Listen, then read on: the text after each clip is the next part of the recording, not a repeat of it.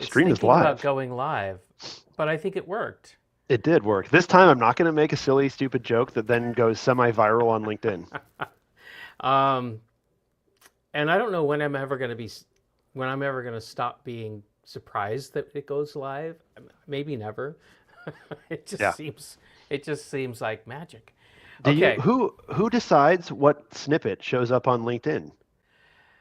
what snippet? I think we can control that, but we generally don't. We just So let so basically what you're the saying is that algorithm. the okay, yeah, interesting. All right, let's Yeah. record. Okay. 5, 4, 3. So Kip, what are we going to talk about today in episode 211 of the Cyber Risk Management Podcast? Oh, well, the first thing we have to talk about is that's not the episode number. That's my mistake. It's it's Well, 20 it's that's 209. Sorry. okay, Kip. What are we going to talk about today in episode 209 of the Cyber Risk Management Podcast? Okay, thank you for prompting me. Well, just like a good AI operator. That's Well, right. well done. Okay, all right. Well, speaking of AI, this is the Mythos preview episode, right? Everybody's got to have a Mythos Uh, we do, and take or episode. that's why this is 209 because even though we're recording this in mid-April, we're actually going to push it out like as soon as possible, right? That's right. That's right. Okay. Yeah, we're gonna give Kip, it a are we breaking? We're not. express. Are we breaking our rule of not being a news podcast with this? We almost did, as you well know. As I We do well know. we spent the week grinding on this script, trying to figure out. Do we talk about this? Do we talk about this? And then the next day, oh, so and so said that, and should we put that in? And I was exhausted. I don't understand how news of the day podcasts do what they No. do. It's frantic. It's so frantic. No, I'm so glad. In 8 years, that was the first time that I ever feel like I really seriously fell into the pit of news of the day. Yeah, Yuck. and I think we've learned our lesson from that. We're not going to do it. This is not, Mm-mm. and I think this episode, I mean, look, we try to pride ourselves on doing evergreen episodes, but we know not every episode is going to be evergreen, and that's That's fine. right. This one isn't going to be evergreen, but it also isn't going to be just a news of the day No, it'll episode be at all. green So for a while. it'll be green for a while. Okay, so all right, so we're talking about Mythos preview. That's right. Um, I mean, it was announced 10 days ago from date of recording. Yeah. Um, and I think the implications for our listeners are bigger than most people realize, but bigger how? Yeah. Okay. So, what we're trying to do in this podcast, as a reminder for folks who may you probably have picked this up. Maybe we don't say it enough. I don't know, but we're trying to help you all navigate the current landscape in terms of your cyber risk manager. What's going on outside of your four walls, because I know your head's down, you're trying to take care of the things that your boss wants and the board wants and so on and so forth, and we're trying to help you do that by pointing out, like, hey, don't sail over there, there's rocks, right, that sort of thing. So okay, so here's the thing. So you've probably heard the headline, AI can now find 0 days, and specifically Mythos has found some crazy large number of Crazy large zero number. days. Yeah, and that part's true. However, I think, and Jake, you can tell me if this is what you think. That's the wrong thing to focus on. There's a different story here, and it's the gap between what this kind of AI can find and what most organizations Yeah, can it, actually fix. it is, and I mean, I would say there are a bunch of gaps in the stories and what the what the real story even is. Mm-hmm. We've seen people say, okay, fine, but smaller AIs can also find 0 days, or they can identify these bugs and this, that, and there's all kinds of things out there that you can find that Right. try to spin the Mythos preview, release story in ways to either amplify the fear, uncertainty, and doubt, maybe tamp it down, maybe advertise someone else's product, usually their Mm-hmm. own. Yep. All of this is out there now. Kip, the beauty of our podcast is that we're not sponsored, and while both of us do have services and products, like we're not so close to the like technical response that either of us, I think, really feel like we need to, dramatically push a certain product. Now, we are going to talk about air maps in this episode, but you'll see in the context why that's a little bit different Yeah. than just saying, it's an even bigger deal than Anthropic said, or it's not as big a deal as Right. Anthropic said. And I just wanted to put that out there because there are literally 100 ways that we could spin this podcast episode, and I really like what we ended up on, which is, well, the kind of things that boards need to ask about, which is, Yes. okay, this is out there. We can argue about what it means, what it doesn't mean, but what is it at? But how are we going to deal Yeah. with it? How does this affect me? Right. That's Yeah, what a board is saying. yeah, How does this exactly. affect us? Right. How does it affect us right now? And cut we through the say FUD. board, but it really applies to any management committee, any executives. Right. It may apply stronger to the boards of publicly traded companies, but really it applies to the leaders and owners of That's right. every organization. All your senior decision makers, whatever stripe they happen to have on them. Yep. Okay, so look, we're gonna do 5 things. This is kind of ambitious. We'll see what happens, but I think there's 5 things to unpack. The first thing is, all right, what is Mythos? Let's put it into plain English. That's really important. There's just too much hype. Second, we need to explain the patching gap and why that matters for your company. Because guess what? There is a patching gap. It's huge, and it hasn't reached you yet, but it's going to. The Well, it's third thing, historic. I mean, I it just is. and what I mean, it's historic in two ways. One, the patching gap created by Mythos is itself historic. Yes, The concept of the patching gap is also historic, meaning that it has always been there, right? It's not new. and we'll get to both of those for sure, Yes. because that's the second thing. We may not get to the fifth thing, but we'll get to the second thing. The third thing is we're going to give you a legal frame that your boards need in front of them in order to sort this out. And Jake, I know you've done a good deal of research that you're going to talk about. The fourth thing we're going to do, Jake's right, we're going to talk about AirMap. AirMap is a product, a productized service that we at Cyber Risk Opportunities we created, and this is not a pitch episode for it, but I want to explain what it's about because you can do it for yourself. This is not something that you can only do. If you become a customer of ours, but most of you listening to this are probably buyers of AI rather than builders of AI, and so I really want to focus on that. And then fifth, we really want to talk about data sovereignty as our Yeah. wrap up And point. and we'll make the pledge now so we can't avoid it. If we don't get to it on today's episode, let's come back to it because I do think it's important. And we can make it part of a larger episode, Kip. Right. But and just in case we don't get to it, I just want to mention what I think it means Uh-huh. in almost a funny quip, which is, um, 15 years ago we all rushed to the cloud, Right. and it isn't that we're going to rush back, but I do think we're going to see some types of data being repatriated, to stick with your data sovereignty, to stick with that idea, repatriated to a more locally controlled system. Is it going to be ye old, a server in a closet, or is it more likely to be a private cloud in some non big three co-location? I don't know.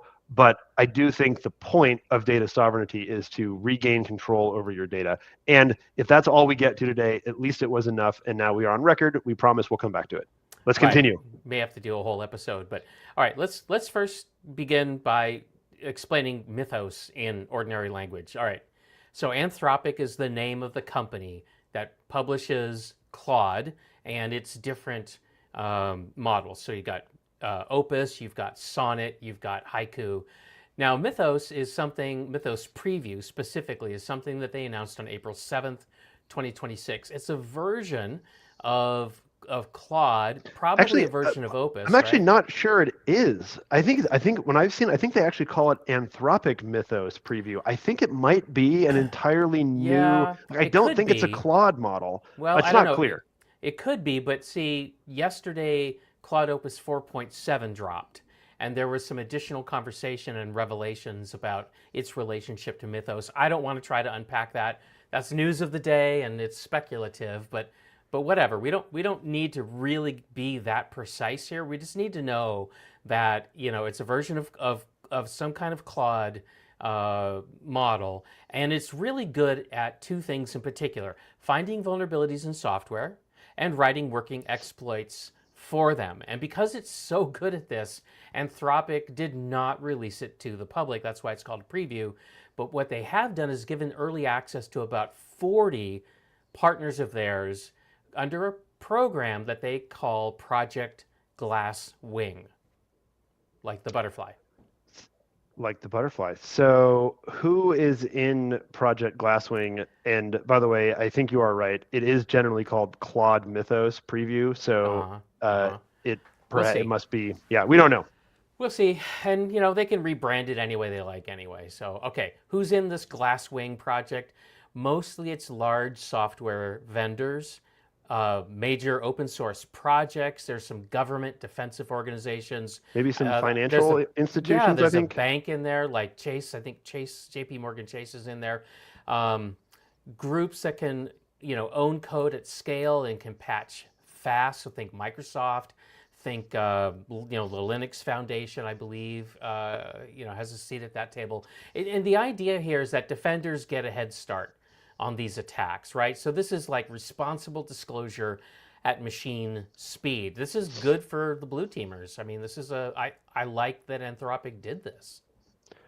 So the model is not generally available. You can't go sign up and play with Mm-mm. Mythos Preview at this point. No, you can't. It's restricted, and that matters because I think a lot of the panic that we're seeing is built on this false assumption that Mythos is already available everywhere. It's not. So bear that in mind. Yeah, and I think too that one of the and we don't need to spend too much time on this, but I think one of the reasons that Anthropic has said they did it this way, and some people were cynical and say, oh, it's just this big commercial, which I mean it is, but at the same time, I think it is an important point to say that given this capability, which for purposes of this podcast, we're assuming is true. Like we're assuming that there's not, we're assuming we're not being fed smoke and mirrors here, and I think there's good reason to I think there's Yeah, good reason I to believe that it is real, I that don't it's think all it's real. 100% smoke and Well, mirrors. There's I, always some. yeah, there's always some, but I agree. I mean, I think it's real enough. But I Yeah, think the point that was being made was, what if this technology, what if this type of model had been developed by a bad actor, right? And yeah, and that's the thing too. I think it's worth pointing out is that like frontier models, I know there's this proliferation of open, so-called open source or open weight models, right? mm-hmm. But we have to remember that the true frontier models, right? That's your Opus, well, it's your Claude, but specifically Opus. Mm-hmm. It's your GPT 5.4 and 5.4 Yep, Pro, Gemini Gemini. 3.1. I think Meta came out with Spark that may possibly be considered frontier again. I'm not sure. As we record this, but the point I'm trying to make is that these frontier models are still incredibly expensive, Very. challenging to Yeah, and just overall difficult to make. And like we're still in crazy research mode, right? There is yeah, no standardized way of doing this. And so, I want people to understand that, Mythos is clearly not just a better version of Opus. I mean, there is some like we don't know the technical details, right? right. But something must have shifted. Something about it is different. And what I'm trying to get to here, Kip, ultimately is this question: is because it's restricted, does that mean that its capability itself is totally locked up, only given to some people, or are there ways that our listeners could use, AI LLMs to go and find, some of these vulnerabilities themselves? Yeah. So the answer is no. These capabilities are not totally locked up, and this is an important point. So, give you one example. There's a researcher named Stanislav Fort, and he works at a company called ISLE, AISLE, all caps. For some reason, they like to yell. Well, Well, they took the same vulnerabilities that Anthropic were talking about as far as their Mythos, when they shared it with the market and why they weren't going to make it generally available. Well, so Isle took them and ran them against smaller, cheaper, open weight models. In other words, things that you and I could go and grab off the internet with very little effort. And you can get these things, run them on a laptop. Anyway, 8 out of 8 open modules that they tested, models, Models. not modules, models, found the flagship FreeBSD stack buffer overflow that was very prominent. This is the one that it was in FreeBSD for like 27 years and was never previously discovered. And so this capability is already out there. It's already free and easy. The smallest model that they used for this test only had 3.6 billion active parameters, which, I mean, a billion's a big number, but in terms of LLMs, That's it's a not. small one. I mean, Yeah, because like OSS 120B is 120 billion active mm-hmm. parameters, right? And Yeah, that's one of the ones that GPT outsourced or yeah. open weighted. Open weighted, right. Okay, so the And it capability costs 11 cents per million tokens. So, that's cheap. your point about how Mythos and these frontier models are super expensive, in contrast, these ones Yeah, are not are not. Okay, at all. and before we move on, this is something that I do want to I don't think we can solve this or really, but I do want to just at least raise the question primarily because I don't want someone being like, oh, but you cited this article by this guy and it was wrong. And to avoid that, here's my question to you, Kip, if we know the answer. Mm-hmm. Is it the case that sure, if you know a vulnerability exists, you can take these small, cheap, open weight models, point them at the code base and say, find this vulnerability and they can do it? Or is it akin to what Mythos did? Because my understanding is that what makes Mythos so scary is the fact that it's effectively doing all of this by itself autonomously, and no one's telling it what to do at all. Mythos is not being held by its hand. It's more autonomously, operating. It's being so a human being is pointing it at a code base and saying, find vulnerabilities, and then the human being just sort of walks away and gets coffee and does not have to babysit Mythos. Unlike these smaller models that Isle used, probably required quite a bit of human babysitting. I don't know. But Yeah. at a 3.6 billion parameter model is not very autonomous, no matter what you ask it to do. It's not. Yeah. Okay, so having raised that, I'm satisfied that there are questions that we don't have the answers to Right. about all of this research, and that's just how it's going to be. Right. But I think the bottom line is AI-driven vulnerability That is discovery. 100% true. It's not a proprietary trick that only No. one lab and one model No. has control over. So, so some of the hysteria that I've noticed is, okay, calm down, people. There are some things about Mythos that makes it unique, and that we ought to be paying attention to it. But this is not a wholly new thing. So, okay, so does that kind of cover the first point? Like, what is Mythos and Glasswing in plain terms? Anything else we need to talk about? No, I think we're good. Okay, there's plenty of information that y'all can go get. So if you want to go deeper, Plenty. please do that. Plenty, right? So let's talk about this patching gap. That's the second thing we want to talk about. Let me unpack that. So yes, Mythos can find bugs faster than open source maintainers can fix them. That's really what we're talking about here, okay? And specifically, Anthropic posted on a blog. They have one called the Frontier Red Team blog. And they said over 99% of Mythos's findings are still unpatched by the original project. So OpenBSD, Linux kernel, that sort of thing, right? So now the real business issue that you all who are listening to this really need to pay attention to is this. Once the patches upstream from where we live, once those things start shipping and the CVEs go public, you're going to be hit with a tsunami of patches. And the thing is that patches, and I chose tsunami for a reason, because tsunamis just show up all at once. You don't have you don't have any control. You're going to be overwhelmed, and and to deal with it is going to take time. Patches are not fast. You have to do a certain amount of testing. You need to take time to identify where do all these things need to go. So the rollout's not quick. So the bottom line is that finding is now becoming fast. Fixing is still slow. So actually, you could say it's a double gap. So, right, so Mythos discovers faster than maintainers can patch, and then CVEs hit end users faster than they can deploy Yep. fixes. And so that's really the essence of, I think, what we want to point out. Yeah, and I do like how you said it's a double gap, because I want to unpack that a little bit just in case anyone kind of missed what you meant, because I did, and for a moment, which is that, I think the initial big story about Mythos was, oh my God, it's finding all of these vulnerabilities that nobody ever knew about, which is totally valid. I'm not going to argue with that. I'm just going to Yeah. take it for what it's worth.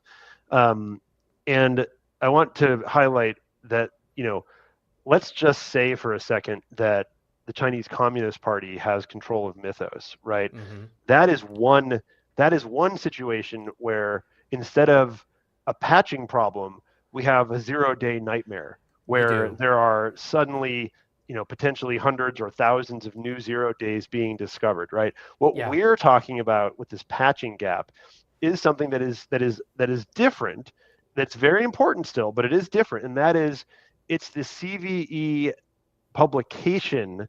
So what that means, Kip, I mean, I know it might seem remedial for some, but the CVE is when the vulnerability becomes public, which That's right. means that it's out there, and there could be active exploits for it. It's your job to patch it. That's right. And Yep. that's just like it's always been. There's nothing new. Like, again, there's nothing like, this is not a new thing. The But what we're problem's not saying, new. the problem is not new. What we're saying is that it is a tidal wave, a Yeah. full on tsunami.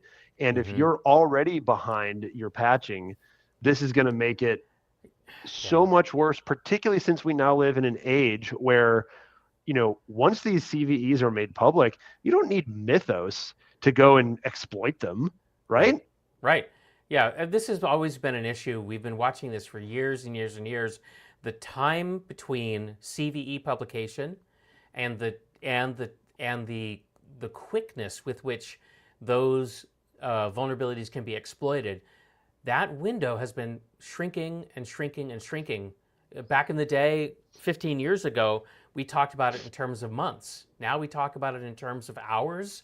And with Mythos, because I think Mythos is inspiring people. It's like, oh my gosh, if I have a frontier model and I'm in China or any other adversarial, entity, wow, I'm inspired by what Mythos has done, and now I'm going to use my frontier model and I'm going to do that, and then that way I can find out what the 0 days are. And nobody will know what they are, to your point, Jake, and I can just start attacking them. A 0-day exploit used to be something that would cost maybe $1 million per exploit to discover, to weaponize, and to be able to use it in the field. Or Well, more, this or or more. more, and I'm just saying $1 million on average, but this capability has the promise of drastically reducing the cost of a single 0 day and making $1 million worth of 0 days, not one, but like a dozen, 2 dozen, a peck, a bushel, or hundreds. Who knows, right? or hundreds. Yeah, exactly. So, no, but we don't need to be too worried about that. We just need to be worried about what am I going to do when the patch tsunami shows up? How am I going to deal Yep. with that? And I said something a while ago in a previous episode. I've been saying this for a few months now. Speed is the new firewall. What I always meant by that, this is a great example. It is. If you've got to get quicker somehow, you've got to get faster at patching. Otherwise, you're going to be vulnerable. And Yep. yeah, and so that's what's going on here. Now, there's a lot of details we could unpack about, well, do the Glasswing partners get it first? Do the CVEs go out first? Blah blah blah. I don't think we have time to unpack all that. It's very No. interesting, and you should know it, right? Because you do need to be able to anticipate when these things are coming.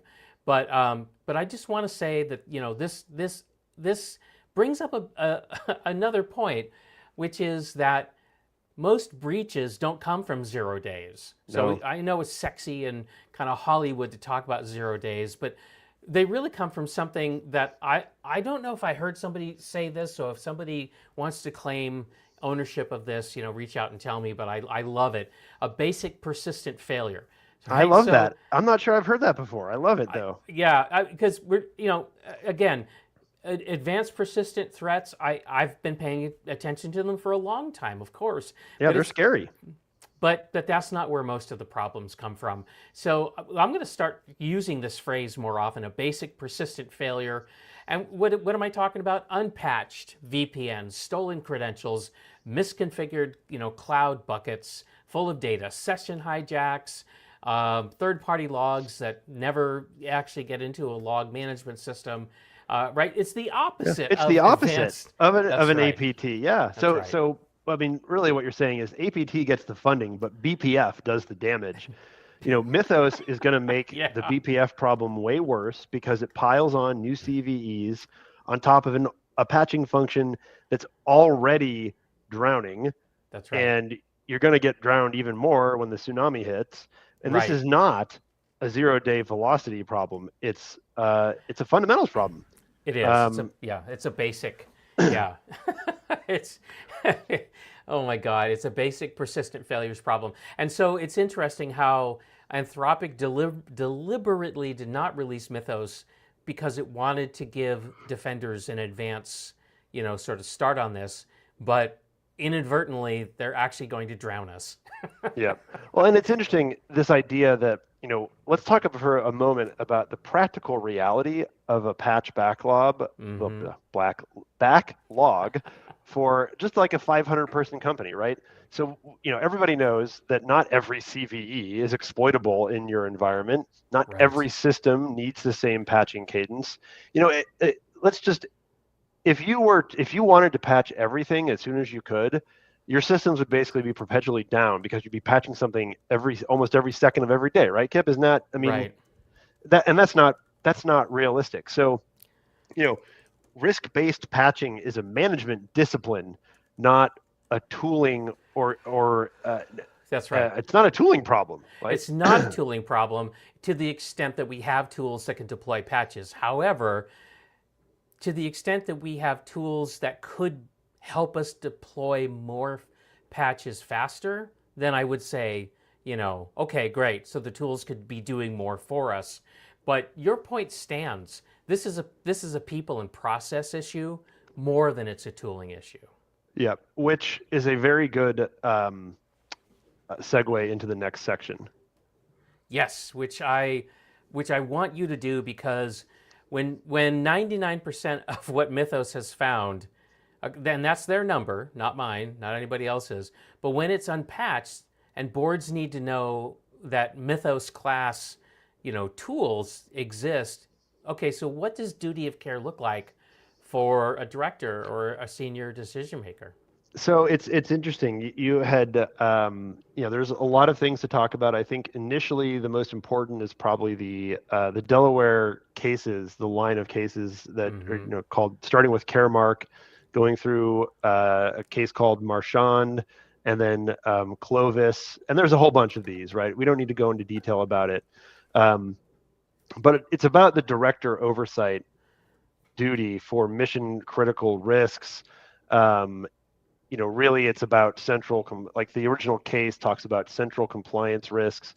Mission critical is generally understood as a particularly intense example of a central Mm-hmm. compliance risk. But basically, the concept is about understanding the question: what is the one type of regulatory legal compliance failure that could existentially threaten this company? Over time, it has been things like food safety, drug trials, airplane safety, opioid distribution. And what's a little depressing, Kip, is that in the research for this, I found that currently cybersecurity, even though it it is, in my opinion, a central compliance risk, it is not. It doesn't meet the level of central compliance risk under Caremark, Mm-hmm. and so in cases like In Re Marriott International and there was a Solar Winds related derivative case. Both of those were dismissed, largely because the legal standard is basically a bad faith standard, right? Which is way harder Huh. than some of these other cases that talked about failure to monitor at all, or failure to exercise particular levels of oversight. That's kind of the Clovis line. um, but I also want to point out that this is a evolving line of cases, and even though um, it might seem like there's not a huge cybersecurity related risk, Mm-hmm. there's this red flags doctrine that it's prong two of the Caremark decision from the 90s, and it basically, if you The want to 1990s. 1990s, yes. Okay. If you want to sue over this, you have to allege that the board knew about, quote, red flags, and, Mm-hmm. quote, consciously failed to act after learning about evidence of illegality. That's the quote. The Mm-hmm. failure, moreover, must be, quote, sufficiently sustained, systematic, or striking to constitute action in bad faith.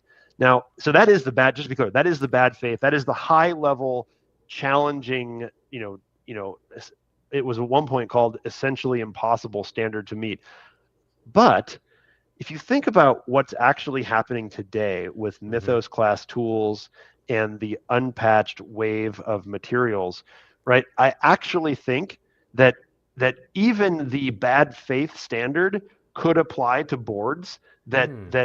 ignore the these patching issues, right? I think this is a board level decision that likely needs to be made on how to handle them. Yeah, And okay. I think what you're looking at here, and this is just under these Delaware cases. This is not federal law. This is Delaware case law, which applies to about 70-ish% of public companies in the country, Because that's where they're all because that's where they're formed. all they're all incorporated. Okay. Um, and the idea is that, like, some of these cases talk about, the board wasn't merely aware of red flags; they were wrapped in red flags. And I think that this type of thing, like this podcast alone, could be considered a red flag.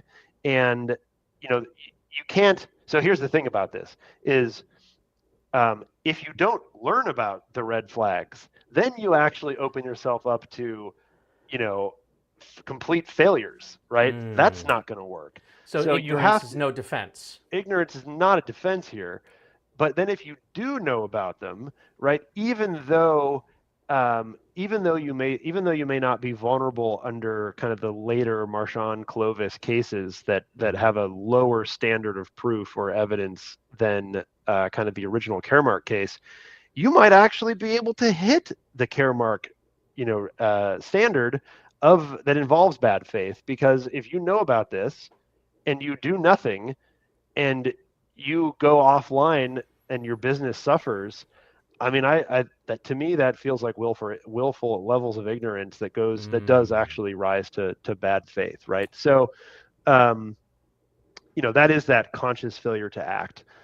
So I think these all apply. You've also got board level oversight concerns under new SEC cybersecurity disclosure rules. That's the what is it, the Form 8K, I think, has to be filed, and then there's also a Form 10 something or other. I'm not an SEC lawyer, so I don't Yeah. know the exact things. And Yeah. we did that podcast, and you can go listen to it. Yes. But there are new SEC cybersecurity disclosure rules that this could come into play with. Yep. Um, there is a known risk dimension, right? This is publicly discussed. You can't, again, this is just kind of you can't really put your head in the sand and expect to not have a problem. Um, it changed the beauty and the challenge of the reasonableness standard is that it's always changing, and we just changed it again, right? Yep. What does reasonable oversight look like in practice as the state of the art changes. Now, fortunately, nobody's right now with Mythos being unveiled but not available. Nobody is going to be held responsible that, oh, why didn't you just get it and use it to patch your own flaws? Like, that's not an Mm, issue right now. It may become one, right. 6 months or a year from now, but right now it is not. But knowing about it is certainly now a component of reasonable security, right? Yeah. Um, and we could talk about the difference between operational responsibility and oversight responsibility, but that really is what the Karamark, Marchand, Clovis cases do. And this is not a esoteric corporate duties of care and duty of loyalty podcast. I'm not going to go into any more detail on that, but I do think that plaintiff counsel, regulators are going to read board minutes after an incident. They're going to want to look for evidence that there was, well, they're going Mm, to want to look for evidence that there was no oversight. You, as a board member or a company, someone working for a company, you want to make sure that your board has the information and has at least discussed it right. and is aware of it and has maybe done something about it. Um, Okay. So that really brings us up to um, if you're a CISO and you're listening to this now, you're probably like, okay, well, like, how do I do that? it What is Jake just fair. said. Yeah. Yes. How do I do So, that? so I mean, So, I think we've got 5 questions that board should be asking this quarter, and yes. this is for the CISOs, right? So first of all, Right. don't panic, just because panic never helps ever. Right. Um, Right. but you do want to like this is you always want to document, but now I guess you just want to document even more than usual. Right. And let's give you five specific questions that you should be asking yourself and you need to be prepared to share this kind of information with the board, and you want somehow to get this into the minutes of the board meetings, as Jake said, so that you can say, no, we did talk about this. We weren't ignorant, willful, or otherwise. Okay, so here's the first one. What's your current patch backlog, and how has the Mythos announcement changed our view of it? And we're telling you in this episode right now how we think, your view of it should be changing. That's the first question. The second question, where in our environment would a new wave of CVEs hit us hardest? So, for example, I mean, if you use FreeBSD, we already know that that's in the crosshairs. If you use Linux, that's in the crosshairs. Um, probably Microsoft, Windows. But here's the thing: in order for Mythos to do its business, it's got to have source code. Well, you don't get Microsoft Windows source code without a license to look at the source code. So there's some legal barriers there. So Yep. I would be paying attention to that second question: where are these CVEs going to come hardest? Third question: what percentage of our incidents in the last 2 years were 0 days, and what percentage were basic persistent failure class type of incidents? And I think you're going to quickly see that most of them are basic persistent failure class. But it shows that you're sort of collecting the evidence to make it clear to anybody who doesn't believe you that, hey, the 0 day thing's not our issue. It's Yep. all this other stuff, right? So you want some I mean, evidence. yeah. Uh, these questions are answerable. They are. Yeah. Okay, that's And the sorry, third. did you say the fifth one? Or I'm no? on the That was fourth you're one only now. on three. Yeah. Just Go to coming four up and to the five. fourth one. Okay, what's our concrete plan to to close the basic persistent failure gap in the next 2 quarters? Yeah. You don't Which you you don't want to which disclose that gap. you yeah you Keep that don't one say what the secret. gap is. Just say we know we have one and we're going to close it. And you should talk to legal counsel about all these records that you're creating, by the way, just see how they ought to be protected. And the fifth question is, what AI tools are we considering? Who's using them, and what data are they touching? Those are the five that Jake and I came up with for you. Yeah. And these questions are completely Hmm. answerable, They which I might think is not the have been point, on your right? agenda to spend time answering them, Yeah. but sorry, here you go. Yep. Okay. So So I I mean, love this little turn of phrase, right? A good board question has a real answer, and a bad board question is a slogan. that is good. That's good. Those are so okay. So these are five good questions because they I think are so. answerable. Uh-huh. But what happens when a CISO? I mean, I don't even know if I want to ask the hypothetical. What happens when a CISO can't answer any of them? Because I would say that's a CISO's job to be able to answer Yeah. at least some of these. Right. In whole or in part. Now, a Yes, CISO doesn't have necessarily doesn't necessarily own all of the raw data that you true. would need to scrape together to do some of this. Like for example, question 3: what percentage of our incidents were 0 days versus basic persistent failure? You'll have to go to the IT group and get the tickets out of the system, but you Yeah, know generally that data is available. You just need to go get it. it should be available for sure. And if you don't do it, well, is it because the data is not available, or it's just annoying or time consuming to get it? Please don't be part of the problem here when you are potentially accused of, uh, of practicing unreasonable cybersecurity. Yeah, Ugh. yeah, totally. Okay, so I think Kip that we do have time for segment 4. Just quickly talking about where AirMap fits again for AI buyers, but not builders. Right, Um, right. but I do Yeah, suspect we are going to have to delay our data sovereignty discussion for another maybe. day. So maybe Just let's depends on see. how fast I get through this. Okay, look. Yes. So we have a lot of customers that have been coming to us over the past couple of years and asking us, this AI stuff is seeping up through the floorboards. What do we do? And so we've had a lot of conversations about organizations, and we've actually created a productized service. We call it AirMap. That originally stood for an AI Risk Management Action Plan. And most of our customers buy AI solutions, they don't build AI solutions. And I suspect most of our listeners are in that group, right? They're not they're not training models.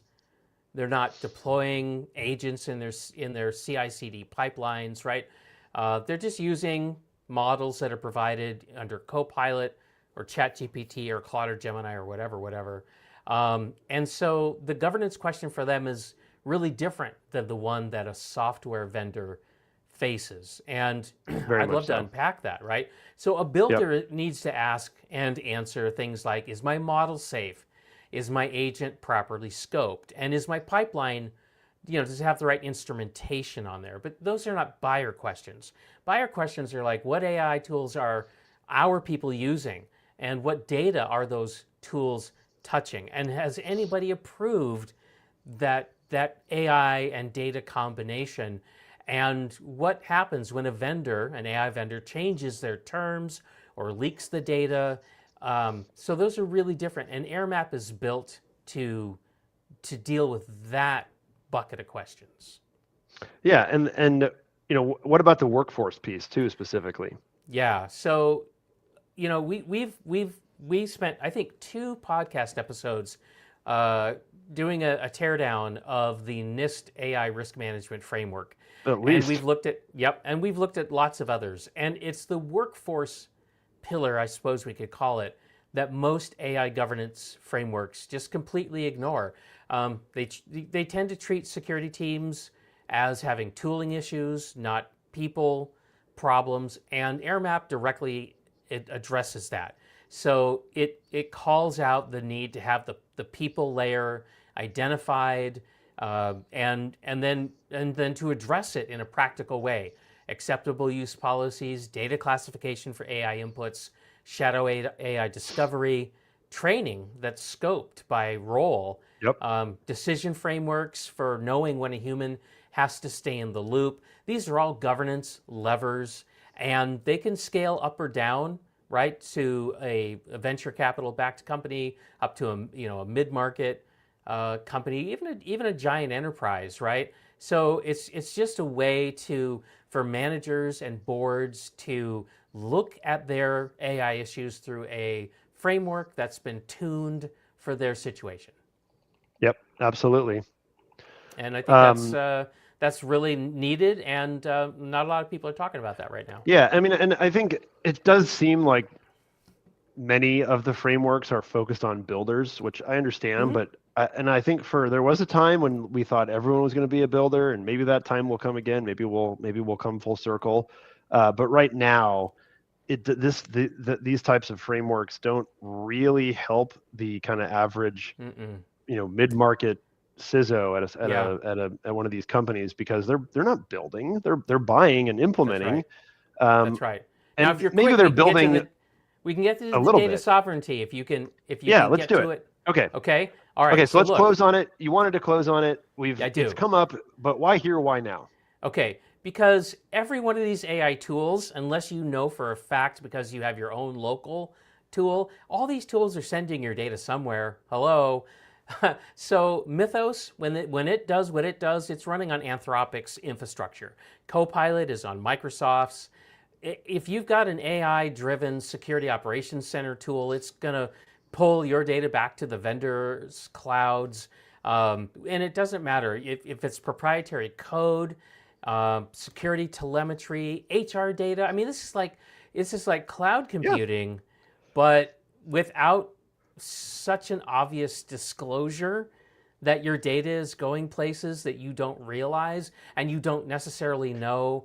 Well, is it just going to the frontier model, or Well, is it going other places too? Right. So it's I think it's a lot more obscure.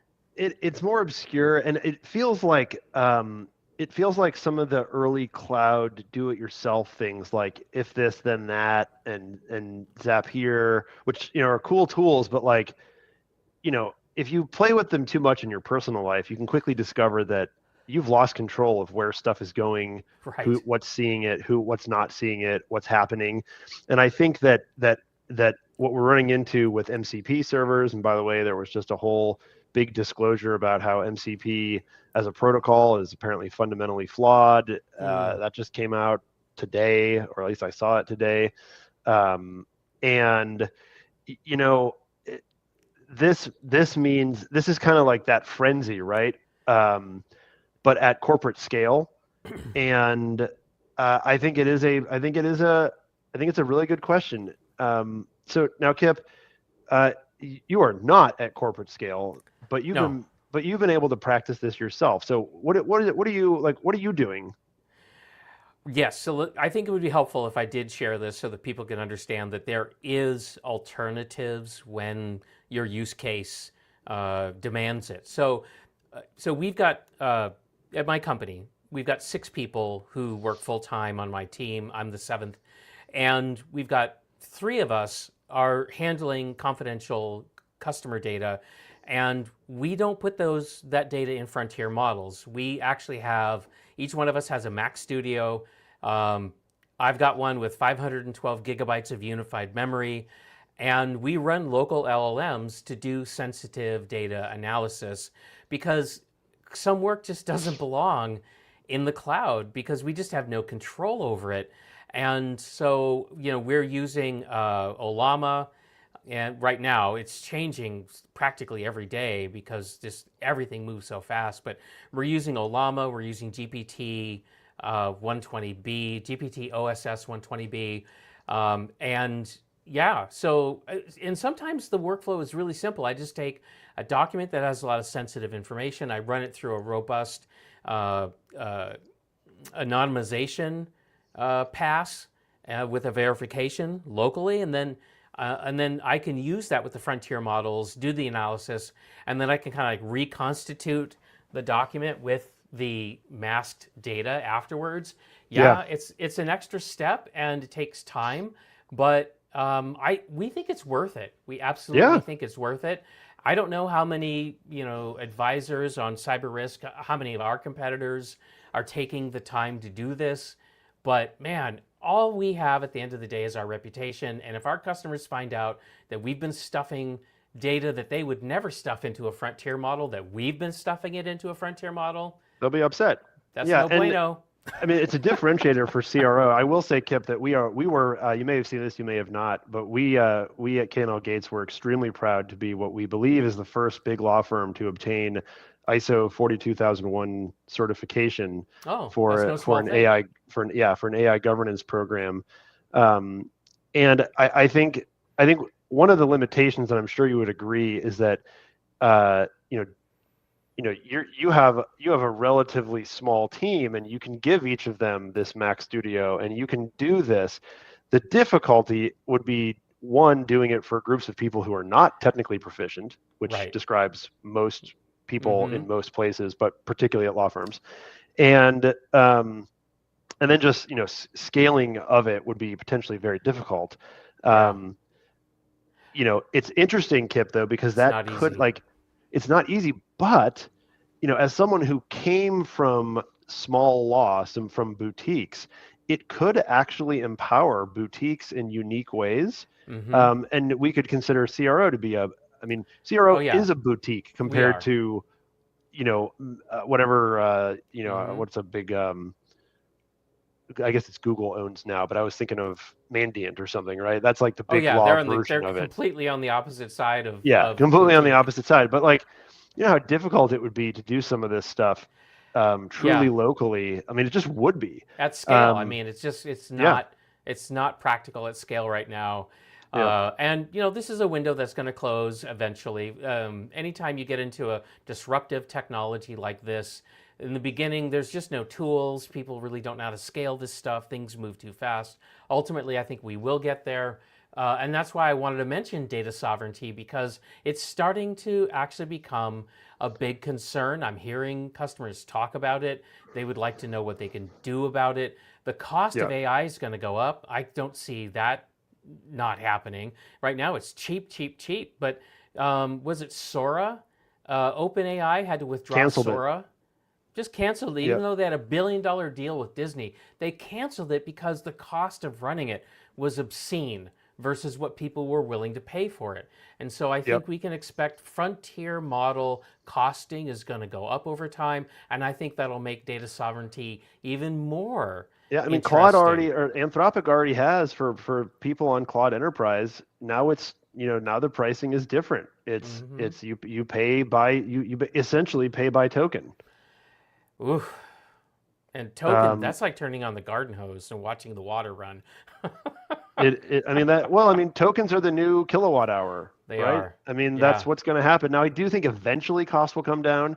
I think that I maybe. think in part because of the data sovereignty question, I wouldn't be surprised if you start seeing more and more, specially built, you know, local servers or Yeah. even PCs that can run models on quote Mm-hmm. unquote on-prem, to go back to Yep. that. Um, so, I think you're right that it is a somewhat temporary problem, but, I don't think if we're being honest as an industry, and I'm talking about the cybersecurity industry, I don't think, I mean, I think everyone would admit that nobody has a, I don't want to say nobody.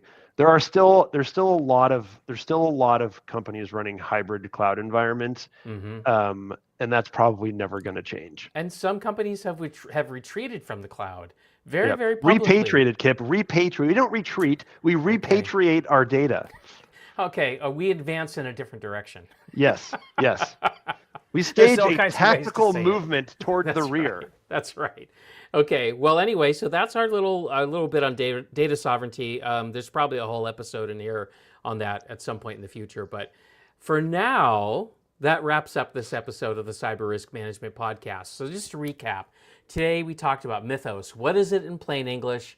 The patching gap that we're about to face that matters more than the model itself. The duty of care frame that your board needs, where AirMap fits if you buy AI rather than build it, and the data sovereignty is the governance dimension that most folks are skipping, right? So the takeaway is that we can find flaws faster than we can fix them. Don't panic. Just go find your basic persistent failure gap, document what you're doing there, share it with your board. That's what you need to do next. Thanks for listening. See you next time. See you next time.